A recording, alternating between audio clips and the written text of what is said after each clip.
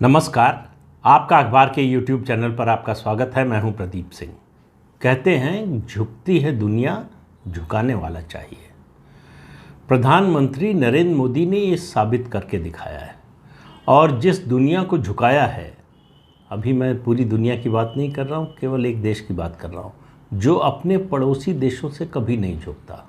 उसकी खासियत ये है, उसके बारे में कहा जाता है कि वो धीरे धीरे कब्जा करता है अपने पड़ोसियों की ज़मीन है, उनका जो भूभाग है उस पर, जिसको उसने एक पॉलिसी का नाम दिया है, एक नाम दिया है सलामी स्लाइसिंग।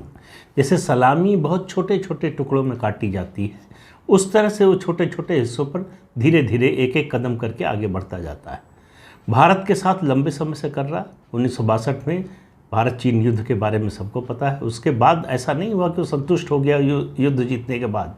उसके बाद से लगातार इस तरह के थोड़े थोड़े इंटरवल पर काम करता रहा है। उसको लगा कि भारत वही है। उसको अंदाज़ा नहीं था कि नरेंद्र मोदी के नेतृत्व में भारत बदल चुका है। तो उसने पहली कोशिश की 2017 में डोकलाम में, भूटान में। वहाँ पर भारत सरकार ने जिस तरह से और भारतीय सेना ने जिस तरह से स्टैंड लिया, जिस तरह से मुकाबला किया, चीन को पीछे हटना पड़ा। लेकिन वो भूटान था, भारत नहीं था। तो इसलिए जो है चीन को उतनी समस्या नहीं हुई कि भारत से पीछे हटा। लेकिन उस समय भी 2017 में ब्रिक्स समिट होने वाला था चीन में। भारत सरकार ने शर्त रखी कि जब तक डोकलाम से जो चीनी सेना आगे बढ़ी है पीछे नहीं जाएगी, वहाँ से डिसएंगेजमेंट नहीं होगा, तब तक प्रधानमंत्री नरेंद्र मोदी उस समिट में भाग नहीं लेंगे। आखिर चीन को झुकना पड़ा। लेकिन मेरी नज़र में वो चीन का झुकना, वो कदम पीछे खींचना उनका एक स्ट्रेटजिक जो है वो कदम भी हो सकता है। लेकिन 2020 अप्रैल मई से जो लद्दाख में हुआ, भारतीय सीमा में हुआ, जिस तरह से चीनी सैनिकों ने घुसने की कोशिश की, कब्जा करने की कोशिश की, उसके बाद से जो गतिरोध चल रहा था, चीन की कोशिश होती है कि वो ऐसे इलाके पर घुसकर बैठ जाता है जहाँ से आप फिर अगर समझौता भी करना चाहें तो वो ज़्यादा पीछे हटता नहीं। और उसके लिए ज़रूरी होता है, एक ही नीति काम करती है, वो है आँख के बदले आँख। यानी जो चीन ने किया है वही आप कीजिए, जिसको कहते हैं जैसे को तैसा। तो चीन इसी भाषा को समझता है, इसके अलावा कोई भाषा नहीं समझता है। तो भारत ने रेजलांग ला पर जो कब्जा किया, उन पहाड़ियों पर जहां भारत की सेना कभी नहीं गई थी, और योजना बनाकर विशेष फोर्स को लगाकर उस पहाड़ी पर कब्जा किया, उस ऊंचाई पर कब्जा किया जहां से चीन की सेना के लिए बड़ी मुश्किल होने वाली थी। उसी के बाद बातचीत हुई। ये जो मिलिट्री ऑफिसर्स की बात हो रही है, बातचीत का 16वां दौर हुआ है, जिसके बाद ये अभी डिसएंगेजमेंट हो रहा है। तो वो बातचीत की शुरुआत तभी हुई जब चीन को समझ में आ गया कि जैसे को तैसा का जवाब जो है मिलना शुरू हो गया है।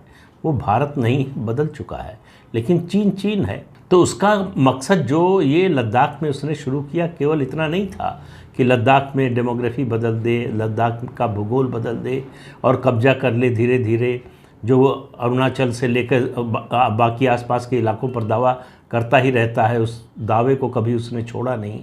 उस सब के अलावा दो खास तौर से उसकी नज़र में दो योजनाएं थी, या कहें दो लक्ष्य थे। एक, भारत को उलझा कर रखो उपमहाद्वीप में। भारत की बढ़ती हुई ताकत से चीन को परेशानी है। चीन प्रतिद्वंदी के रूप में भारत को देखता है। विश्व समुदाय में भारत की जिस तरह की एक्सेप्टेंस है, बढ़ती जा रही है। चीन के लिए चीन सपना देख रहा है विश्व का नेता बनने का, वर्ल्ड लीडरशिप का। उसमें भारत उसके रास्ते का सबसे बड़ा रोड़ा उसे नज़र आ रहा है। तो उसको लग रहा था कि एक तो वेस्ट से इनको अलग करो, दूसरा इसी सब कॉन्टिनेंट में उलझा कर रखो, और तीसरा इससे होगा कि मैरीटाइम जो डेवलपमेंट में भारत सरकार लगी है उसमें कमी आए, ढिलाई आए। और चौथा जो सबसे बड़ा मकसद था मेरी नज़र में, और वो ये है कि भारत की डोमेस्टिक पॉलिटिक्स को इन्फ्लुएंस करना। देखिए, भारत का भूभाग के मामले में जो है, अगर कोई पड़ोसी देश, दुश्मन देश हमारे किसी ज़मीन के हिस्से पर कब्जा कर ले, हमारे देश के किसी हिस्से पर, भूभाग पर कब्जा कर ले, इसका बड़ा इम्पैक्ट होता है डोमेस्टिक पॉलिटिक्स पर। अपोजिशन इसी की ताक में रहता है, जो भी अपोजिशन हो, और इसी का फ़ायदा जो है चीन उठाना चाहता था। इसीलिए भारत में ही नहीं, भारत से बाहर भी मीडिया के जितने स्रोत हो सकते हैं वहाँ फंडिंग, वहाँ से लिखवाना, वहाँ से भारत के खिलाफ कैंपेन चलाना, भारत में राजनीतिक दलों के कुछ नेताओं को फाइनेंस करना, उसके अलावा एनजीओज़ को, मीडिया को, इन सब पर जो है चीन की नज़र थी और वो फाइनेंस करके अलग अलग तरीक़ों से जिसको जैसे साथ लिया जा सकता था लिया जा रहा था। ये सब कर रहा था, फिर भी भारत सरकार डिगी नहीं। तो चीन को पहली बार ये महसूस हुआ कि उसके लिए भारत को झुकाना अब आसान नहीं रहेगा या अब संभव नहीं रह गया। मोदी के रहते वो ऐसा नहीं कर पाएंगे। हुआ ये कि वेस्ट से अलग करने की कोशिश में और वेस्ट के खेमे में यानी पश्चिमी देशों के खेमे में धकेल दिया। क्वाड जो है, जो 4 देशों का बना है, भारत, जापान, अमेरिका और ऑस्ट्रेलिया, मैरीटाइम सिक्योरिटी के लिए, वो और ज़्यादा मजबूत हो गया। और प्रधानमंत्री नरेंद्र मोदी ने शी जिनपिंग को संदेश दिया जब वो इसी साल मार्च में ब्रिक्स की बैठक में नहीं गए, चीन में होने वाली, लेकिन जापान में क्वाड की बैठक में टोक्यो गए। तो ये संदेश था कि ये बात इतनी आसानी से बनने वाली नहीं है। ये साफ संदेश था कि जब तक डिसएंगेजमेंट नहीं होगा तब तक भारत और चीन के शासनाध्यक्षों, राष्ट्राध्यक्षों की मुलाकात नहीं हो सकती है। यानी प्रधानमंत्री मोदी और शी जिनपिंग की मुलाकात नहीं हो सकती है। अब सवाल यह है कि उस समय चीन ने इसको बर्दाश्त कर लिया, इस बार क्यों इतना लालायित था कि भारत के प्रधानमंत्री आए। SCO summit, Shanghai cooperation organisation summit, जो 15-16 सितंबर को उज्बेकिस्तान के समरकंद में प्रधानमंत्री वहाँ जा रहे हैं। और ये संदेश बड़ा साफ था। मार्च में, इसी साल मार्च में बिना बुलाए चीन के विदेश मंत्री भारत आ गए। ये अपने आप में अभूतपूर्व घटना थी। चीन का विदेश मंत्री भारत आ जाए, बिना बुलाए आ जाए, ऐसा इतिहास में कभी हुआ नहीं। चीन के लिए ये हेठी की बात थी, उसके आत्मसम्मान को ठेस पहुंचाने वाली बात थी, फिर भी ये हुआ। और चीन के विदेश मंत्री के भारत आ जाने के बाद, दिल्ली पहुंच जाने के बाद, वो ब्रिक्स के सम्मेलन के लिए न्योता देने आए थे। इसके बावजूद प्रधानमंत्री जाना तो दूर, चीन के विदेश मंत्री से मिलने से भी मना कर दिया मोदी ने। ये है नया भारत, ये है मोदी का नया भारत, मोदी की स्ट्रांग डिप्लोमेसी का असर। चीन के साथ इस तरह का व्यवहार भारत कर सकता है, इसकी कल्पना आज से 8 साल पहले नहीं की जा सकती थी। जिस तरह का चीन का रवैया था, जिस तरह का उसका दबदबा था, उसको देखते हुए भारत हमेशा जो है वो 2-3 कदम पीछे से, नीचे से ही बात करता था। अब बराबरी से बात होती है। अब वो नहीं है कि चीन जो है बहुत बड़ी शक्ति है और हम बड़े कमज़ोर हैं, इस हिसाब से बात हो। अब आप देखिए कि इस पूरे मामले में पश्चिम यानी यूरोप और अमेरिका की हालत देखिए। अमेरिका और पूरा यूरोप बड़ी लाचारी और बेचारगी से देख रहा है कि भारत हर रोज़ रूस से ऑयल जो है, कच्चा तेल खरीदने का अपना जो कोटा है वो बढ़ाता जा रहा है। और सैंक्शन के बावजूद अमेरिका और पूरा यूरोप कुछ नहीं कर पा रहा है। यूरोप ने तय किया, G7 देशों ने तय किया है, यूरोप अमेरिका ने, कि जो रूस से तेल और गैस खरीदी जा रही है उसकी प्राइसिंग को कैप किया जाएगा कि इससे ज़्यादा में नहीं बेच सकता रूस। भारत ने उसको मानने से मना कर दिया। भारत ने कहा हम इसको नहीं मानते, हमारी स्ट्रेटेजिक ज़रूरत के लिए, हमारी इकॉनमी के लिए, हमारे देश के विकास के लिए हमको सस्ता कच्चा तेल चाहिए जहाँ से मिले। रूस ने कंसेशन पर देना शुरू किया, ईरान ने कहा कि हम उससे ज़्यादा देंगे, तो रूस ने कहा हम उस पर भी रिबेट देंगे। ये है भारत की स्थिति। भारत का तेल आयात, कच्चा तेल का आयात रूस से कई गुना बढ़ चुका है।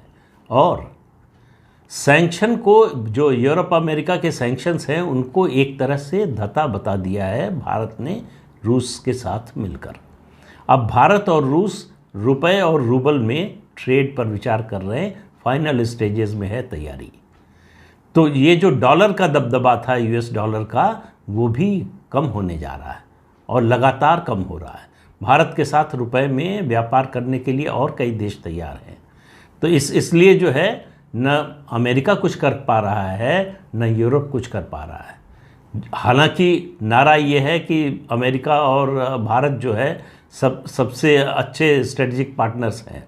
इसके बावजूद अमेरिका जो है भारत के खिलाफ कोई भी एक्शन लेने की स्थिति में नहीं है, क्योंकि उसको चीन से मुकाबले के लिए भी मैरीटाइम सिक्योरिटी में भारत की बहुत ज़्यादा ज़रूरत है। उसके अलावा भारत की और भारत के प्रधानमंत्री की एक्सेप्टेंस दुनिया में जिस तरह से बढ़ रही है, जिस तरह से प्रभाव बढ़ रहा है, प्रभुत्व बढ़ रहा है, उसमें भी भारत को इग्नोर करना अब अमेरिका या यूरोप के लिए संभव नहीं रह गया है। भारत अभी खबर आई है, भारत जो है ब्रिटेन को पछाड़कर 5वीं सबसे बड़ी अर्थव्यवस्था दुनिया की बन गया है। 2027 से 30 के बीच में अनुमान है कि वो तीसरी सबसे बड़ी अर्थव्यवस्था बन जाएगा। तो इसलिए भारत की ताकत लगातार बढ़ती जा रही है। भारत ने जिस तरह से चीन सीमा पर अपने इंफ्रास्ट्रक्चर का डेवलपमेंट किया है और जिस तरह से फौजों की तैनाती की है, उससे भी चीन को लग रहा है कि उसके लिए भारत से लड़ाई मोल लेना आसान नहीं है। तो समरकंद में प्रधानमंत्री नरेंद्र मोदी की मुलाकात जिन लोगों से होगी उनमें रूस के राष्ट्रपति व्लादिमीर पुतिन हैं, चीन के शी जिनपिंग हैं और पाकिस्तान के शहबाज शरीफ हैं और टर्की के अर्दोगान भी होंगे। तो ये जो मुलाकात होगी, और सवाल ये है कि चीन इतना लालायित क्यों था कि भारत के प्रधानमंत्री इस समिट में आए। इसलिए वो चीन की डोमेस्टिक पॉलिटिक्स, उसकी मजबूरी। इस समिट के बाद चीन में शी जिनपिंग को रिकॉर्ड तीसरी बार नेता चुना जाना है और उनको जो चर्चा है, जो खबर है, उसके मुताबिक लाइफ टाइम के लिए नेता घोषित किया जाना है ऐसे समय में। और वो सपना देख रहे हैं वर्ल्ड लीडर बनने का, जो मैंने कहा।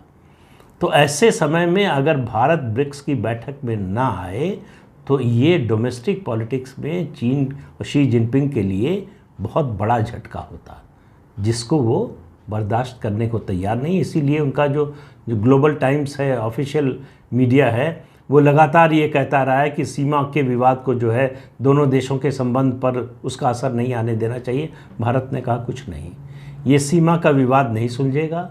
ये जो अभी तय हुआ है हॉट स्प्रिंग गोगरा से डिसएंगेजमेंट का, ये भारत की शर्त थी कि ये नहीं होगा जब तक। क्यों शर्त थी? क्योंकि जुलाई में मिलिट्री ऑफिसर्स के लेवल पर, मिलिट्री लीडर्स के लेवल पर इस पर समझौता हो चुका था, लेकिन चीन लागू नहीं होने दे रहा था। भारत ने शर्त रखी और चीन को लग रहा था कि अगर ब्रिक्स में आ गए मोदी तो फिर उसको जो है ये इस पर दबाव बनाने में आसानी होगी, इसको और लटकाने में आसानी होगी। लेकिन मोदी ने बहुत साफ कर दिया कि जब तक ये नहीं होगा ये डिसएंगेजमेंट, इसलिए 8 दिन पहले फैसला हुआ कि डिसएंगेजमेंट होगा और हो गया। तो इसीलिए कह रहा हूँ, झुकती है दुनिया, झुकाने वाला चाहिए।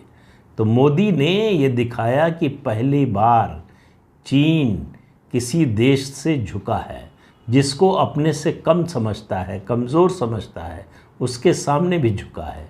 तो चीन का जो जिसको कहते हैं ना ब्लफ, वो उसको मोदी ने जो है एक तरह से ख़त्म कर दिया है कि ये नहीं चलेगा। बात होगी तो बराबरी पर होगी, हम किसी से कम नहीं हैं। अगर सीमा पर कुछ गड़बड़ करोगे तो हम जवाब देने में सक्षम हैं।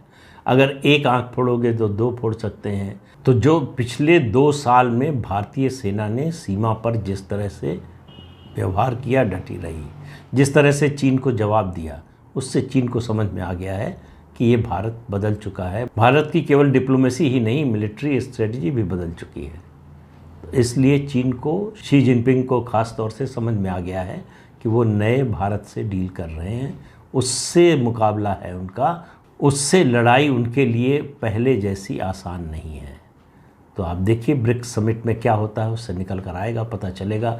इस पर नज़र पूरी दुनिया की है, क्योंकि यूक्रेन युद्ध के दौर में जब भारत वेस्ट और अमेरिका के दबाव, कहने, रिक्वेस्ट के बावजूद यूनाइटेड नेशंस में लगातार रूस के खिलाफ वोट से एब्सटेन करता रहा है, उसके बावजूद वेस्ट भारत के खिलाफ बोलने की स्थिति में नहीं है, कुछ बोल नहीं पाया है।